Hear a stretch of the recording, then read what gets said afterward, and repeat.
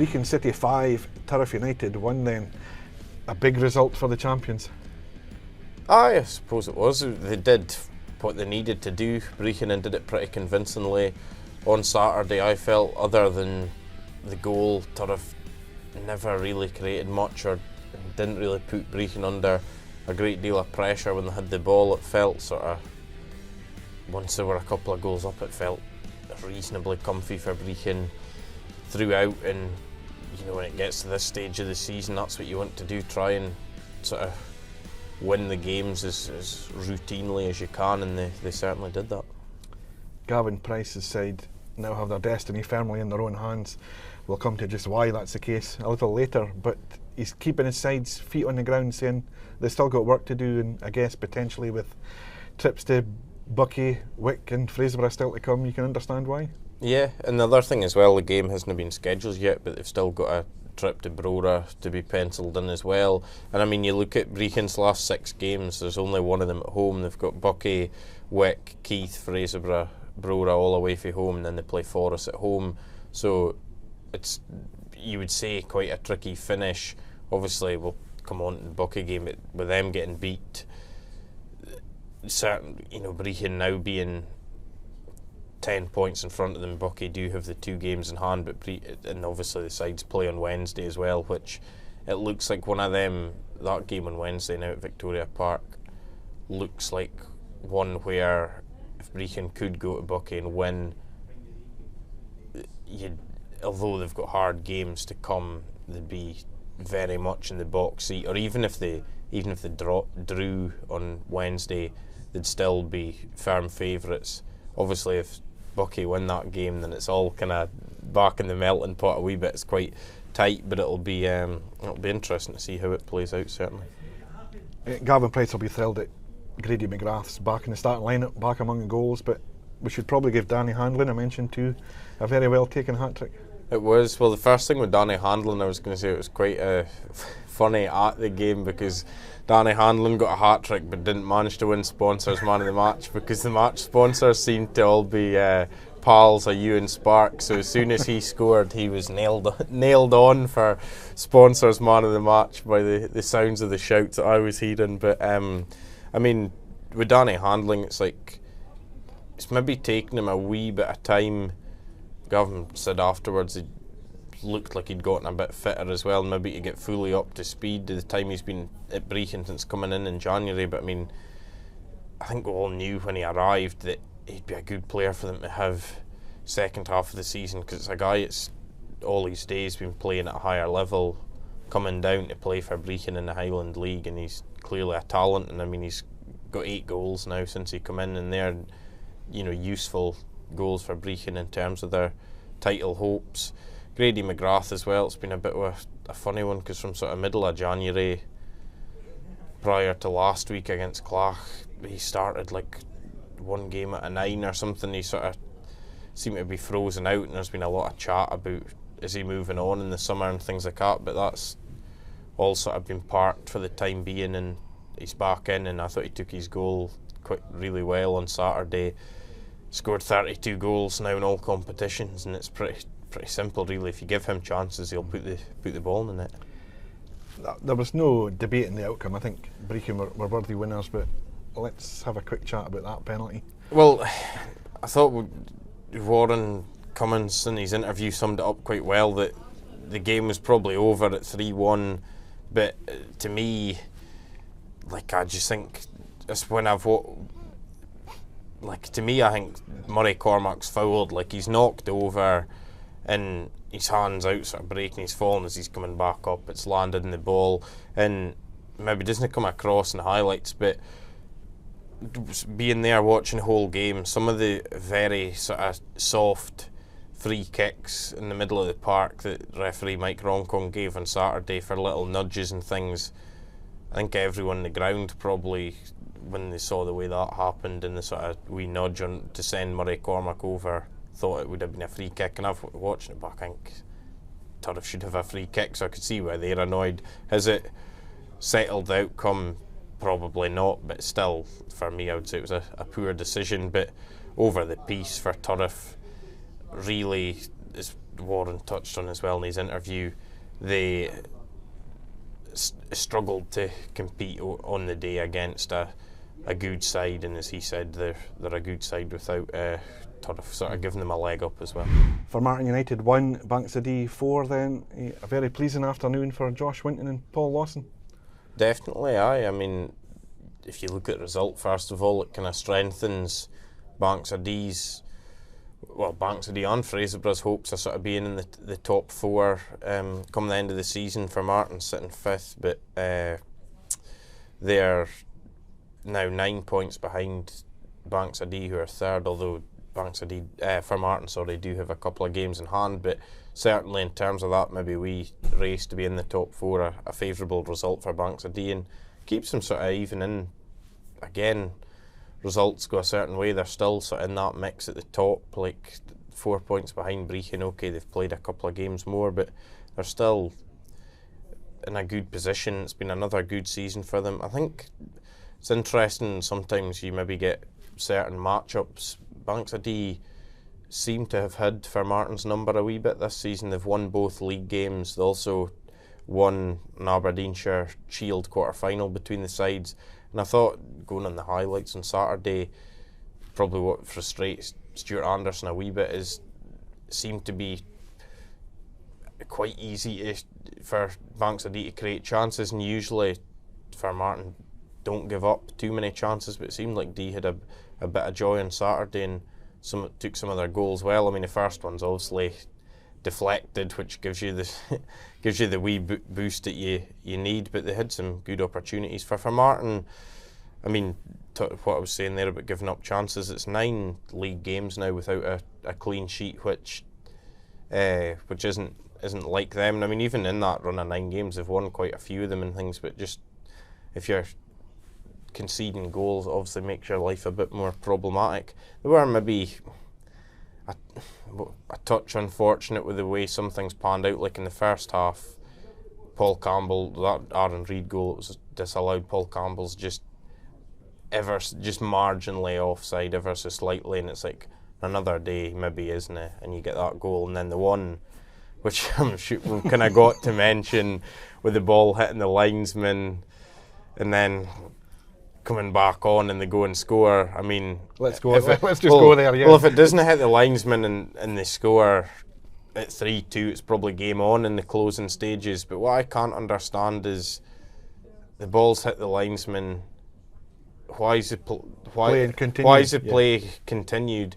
And if the referee Lewis Brown didn't see that it hit him or whatever you'd think over their communications, who would have said, "Oh, we need to stop the game," because you see it like if the ball hits a referee in the middle of the park, whatever, he stops the game, drop ball. So it's just, that's the bizarre thing about it, is why the game went on and for Martin end up scoring, but then obviously it's pulled back. So they didn't have their rub of the green with a couple of things like that on Saturday, certainly for Martin.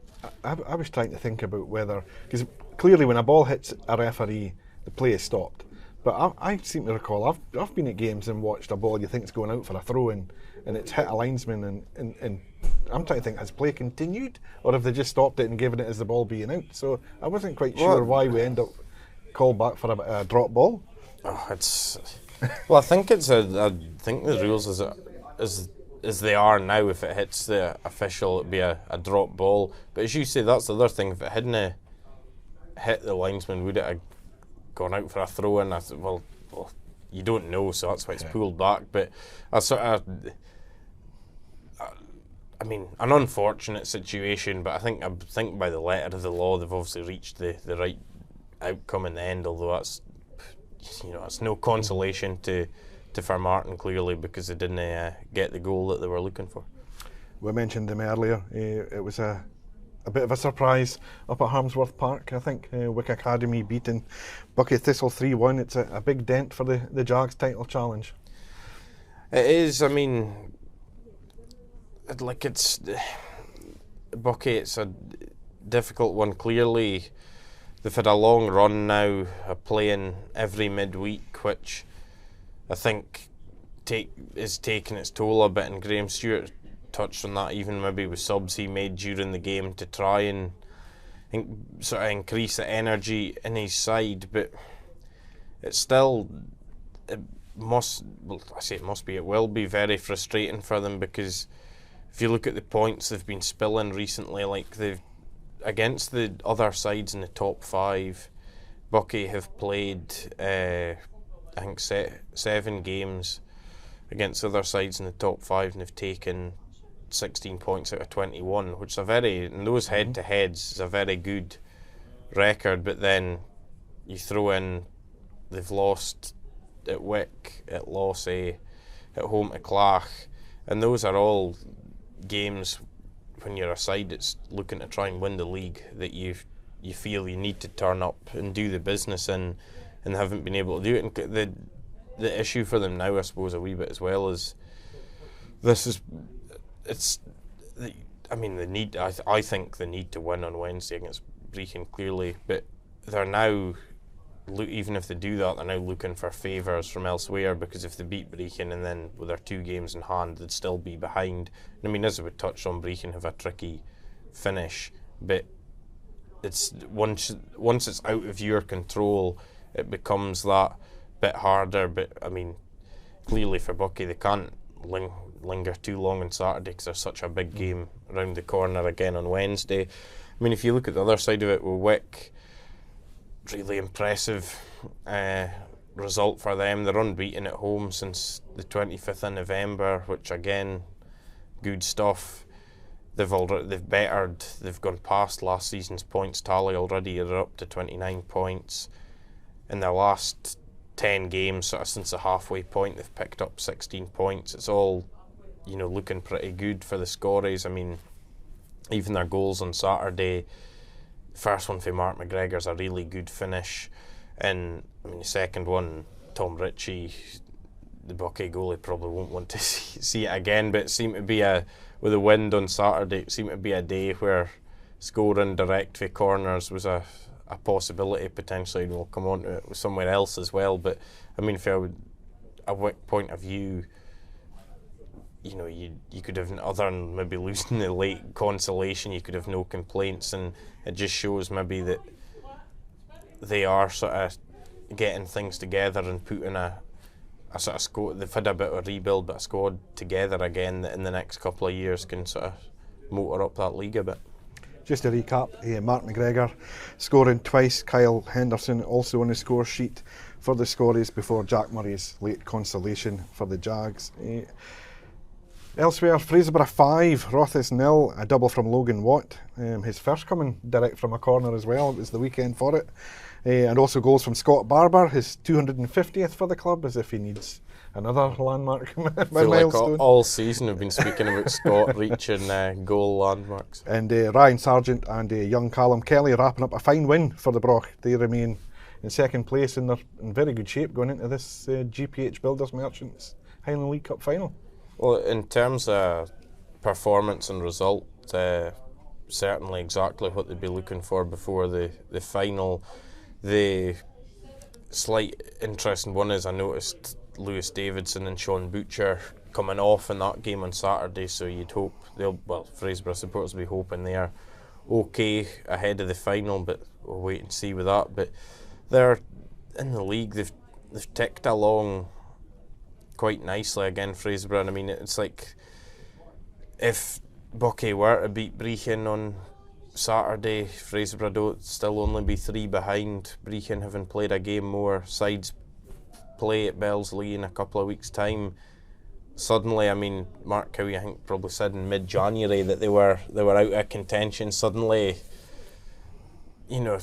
looks like they could maybe come back into contention. But I think, and I maybe said this last week, but there's probably 2 or 3 results this season Fraserburgh might look back and just think, what if? Like there was even, they got beat by Turriff on a Wednesday night when they got beat 3-2, having been 2-1 up, and Clach at home when they lost a last minute equaliser, and just a couple of wee results like that where you think, again, if you'd won those games, it would suddenly be a bit even more interesting than it already is. But in terms of the weekend, you can't have any complaints, and I mean, even second half they were playing against the wind at 2-0. If Rothes had got the next goal, it might have been interesting, but the Broch sort of pushed on. I mean, Scott Barber, obviously record scorer now, first player to get 250 goals for the club, and you sort of get the impression that he could, if he stays fit, could probably now set a sort of target that could, you know, remain for a very long time, because you'd have to think over the next couple of seasons 300 would be on his agenda. That's what we need to do, pile of pressure on him. 300 please. And then the other end of the spectrum, you've got young Callum Kelly, his first goal for the club, and he seems to be another one that they have quite high hopes for going forward. For Rothes, Richard Hastings felt the side kind of contributed to their own downfall in terms of their defending. I'm looking at the league table, they're 11th with 2 games left to play. I think the highest they can finish is 10th. Rothes would be looking to aim higher than that, I'm sure. Would they? With that in mind, do you think they might be expecting a busy summer at McKessick Park? Potentially. I think in terms of what Richard said about Saturday's game with the defending, I could see where he was coming from a wee bit. I mean, obviously nobody wants to lose a goal direct for a corner, and even, I mean, Scott Barber's for his goals a good finish, but he was kind of got a clear set of goal quite easily, and then like the third one when the game was, you know, at 2-0 if Rothes got that next goal, as I said, but the third one they had ample opportunity to clear and didn't take it, and they got punished. I mean, the thing for Rothes is you look at their team sheet for Saturday, so much experience and quality missing, like I keep saying it, but like Michael Finnis, Greg Morrison, Alan McKenzie, those type of players out. So it does make it very difficult for them. But I think they're in that position where they'll probably be quite happy when the end of the season comes.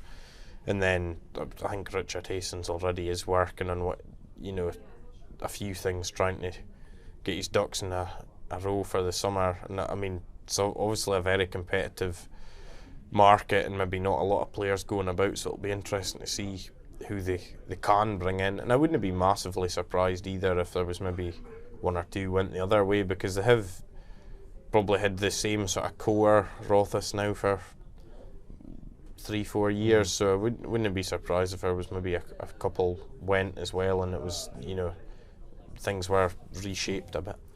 A pleasing win for Fraserburgh then, ahead of the cup final. Maybe not quite so much for Brora Rangers. They lost 1-0 at Huntly, but another terrific win for the Black and Golds. Robbie Foster now up to 15 for the season. We were talking up Andy Hunter last week, but Foster's had a very good campaign as well.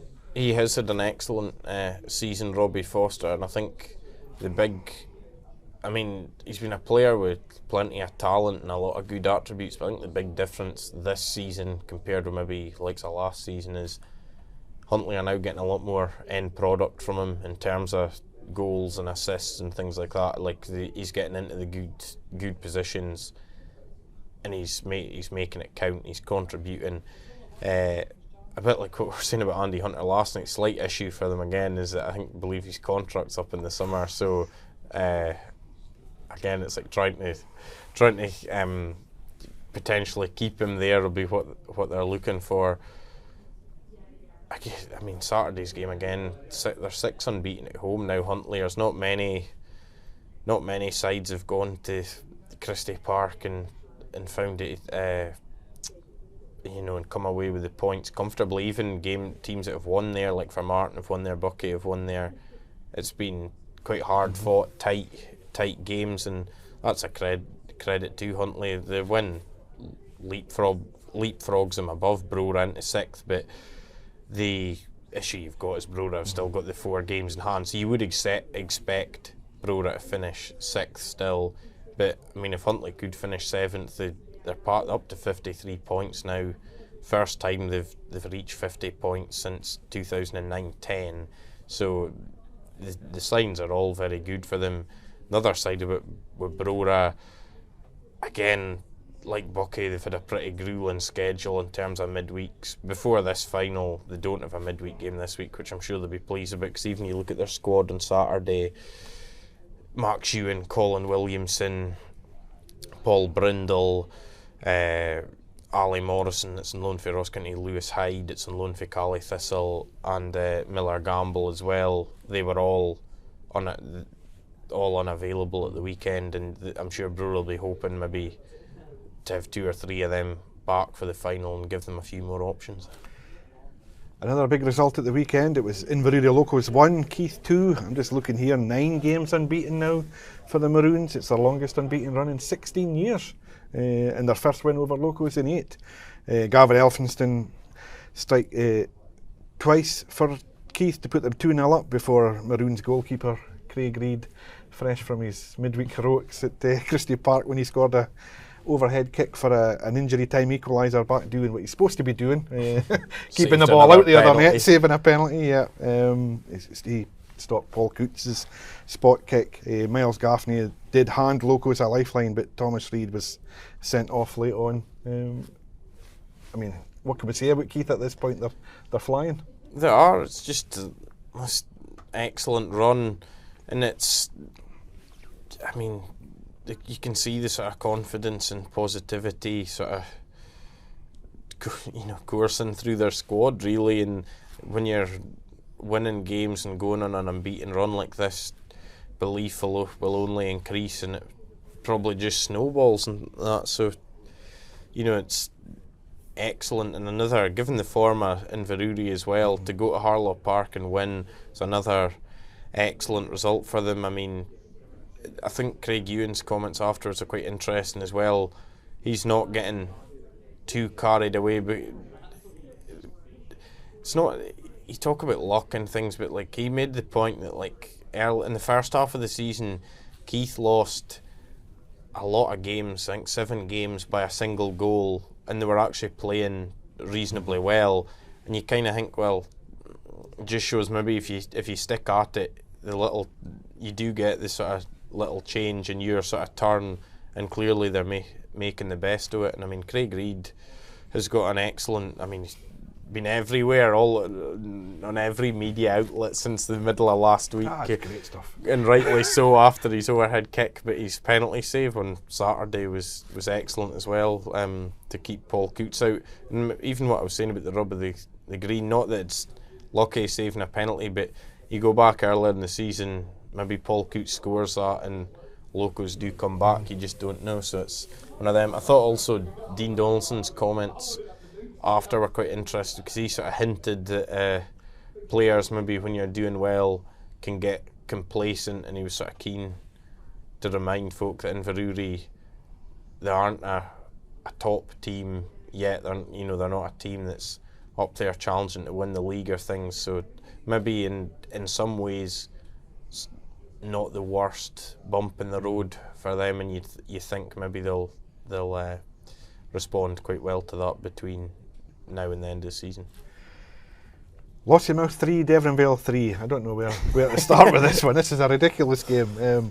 Bear with me. Jack Mitchell had put the Vale ahead before Brandon Hutchison equalised for the home side. A Harry Noble free kick and a Max Stewart volley made it 3-1 to the Bamfors, and it looked like they were on course for victory. But then came the Coasters' late show. Dean Stewart with a header to reduce the arrears, and almost at the end of the game, and then a 25-yarder from Conor McCauley rescues a point for Lossie. Interim Vale boss Grant Noble left feeling as if it was a defeat given the circumstances. Well, understandably so, when there were sort of 2 goals in front and the sort of heading into injury time. Doesn't matter who you are, you would be looking to see that game out and pick up the points. And after getting beat by Strathspey and Craig Stewart resigning and everything, it would have been a very good win for Devonvale, that at Grant Park. And credit to Lossiemouth, they never know when they're beaten. They've got a great spirit about them. I mean, Vale will look at the 2 goals they lost, and like one of them's header for a corner, which they would look to defend better, and then the equaliser for Conor McCauley. Sean McIntosh, the Vale goalie, sort of held his hands up after the game. His positioning was the issue. He wasn't sort of probably in the middle of set in the sort of middle of his goal, and if he'd been in the middle of his goal, it probably would have been a reasonably routine save rather than sort of scrambling as he was. But I thought Grant Noble probably called it quite right. The amount of points Sean McIntosh has probably won Devon Vale with saves that he's made, you can't really throw him under the bus on this occasion, but still frustrating for them nonetheless. But for Lossy, I mean, equalled last season's points tally. They've got a few games left. If they could get another win or two, sure they'd be delighted. And they're just, it's a bit cliched, but they're always competitive and hard working, and they've got a great spirit, as I said. And I lied to that, they've got some good players in their side as well, like Sir Ryan Farker, and that can cause any team problems, and they're just a tough side to play against, Lossy. You mentioned Strathspey there. Another big weekend for them. The Granton Jags running out 2-1 winners against Clachnacudden. Back-to-back wins now for interim boss Michael Ray, who revealed after the game he's been in talks about potentially taking the job on a permanent basis. We're not quite there yet in terms of whether he's going to be the new manager on a permanent basis, but results like that certainly won't do his prospects any harm. No, well, I think it's a two-way street a wee bit. Results like that probably increase the sort of the temptation. Increase, sort of make him feel I probably could do this, and they probably make the club think, well, that's maybe the guy for the job. I think there's a few factors that'll maybe swing the decision one way or the other. Michael sort of spoke about work commitments and commitments away from football, and which has partly been why up to now he's been happier more being a coach or an assistant manager than a manager. Another thing as well, I think, from what I hear, is there'll probably be a bit of a rebuilding job needing to be done at Strathspey in terms of the squad and who they bring in, and I do wonder if that'll maybe play a part in his decision, because I think he hasn't said this, is just my reading of it, but I think Michael, if he was taking the job and he was able to retain the bulk of the current squad, he'd feel that was probably quite a good base, and then if you could add one or two, might improve things. But if there's quite a few players leaving potentially, does the prospect of that rebuild maybe put you off? I don't know, but that's a factor in it. But certainly really good result for them again Saturday, back-to-back wins, and it makes it a wee bit more interesting towards the bottom. I mean, Strathspey do have quite a tough run in, kind of still got like Buckie to play twice and things like that, but in Fraserburgh to go to Granton as well, I believe, among their games. But they're 7 points behind Clach now, and Michael sort of said, if they could follow it up again this weekend when they play Nairn, maybe not, like say, narrow that gap to 4, maybe does just give you a wee bit of optimism about trying to get off the bottom. But certainly it looks like they'll be okay in terms of relegation, because it doesn't look like clubs eligible for a playoff are going to win their league, so it looks like they'll be okay, but obviously they'd like to get more points on the board and get higher up. Just to recap, Ian Ross put the Granton Jags ahead in the first half. Connor Bunce's penalty hauled Clach level, but Daniel Whitehorn grabbing the winner. Conor Gethins didn't mince his words after the match. We should probably touch on the Clach boss. He said, "We were shocking from start to finish. We showed very little game intelligence. Strathspey were well worth our win. I don't know if our boys thought they'd turn up and beat Strathspey, but if you don't work hard, you get punished," and we did.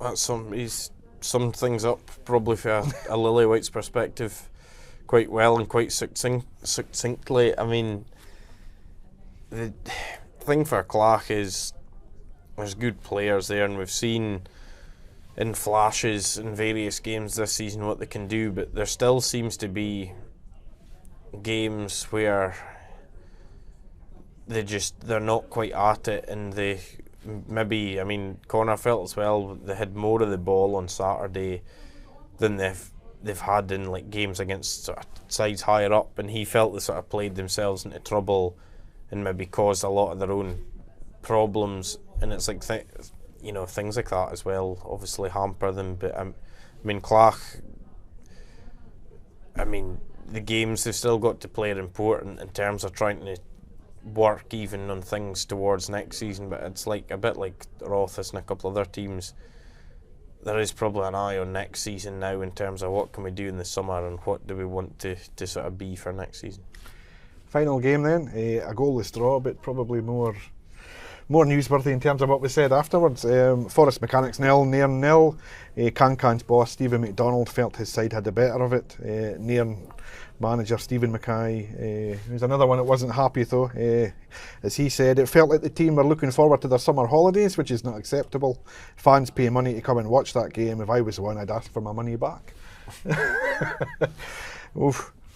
I mean, he's said what he thought, Stephen, so fair play to him. I mean, I thought, having seen highlights of this game, I would tend to agree with Stephen McDonald's assessment in terms I think Forest did create the better openings, and it's like one of these things Forest recently, whether it's been maybe conceding late goals at one end or not quite taking their chances at the other, both, you know, things just been going against them in both boxes, but I thought they got into some decent areas on Saturday and played some decent stuff at times, and I could see where Stephen Mackay was coming from a wee bit near, and a few important players missing for them as well, which doesn't help, but sort of is that feeling a wee bit that you know, it maybe is just sort of sliding towards the end of the season, but when it's been a good campaign for them, winning a cup, and they've been in that sort of mix, 6th, 7th,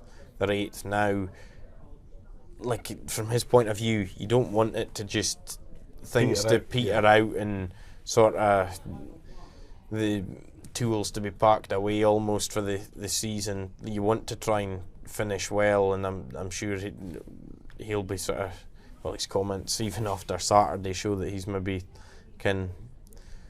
looking for a bit more from his team in the closing weeks of the campaign. Okay, another eventful weekend then. Let's have a look at how those results impact the Highland League table.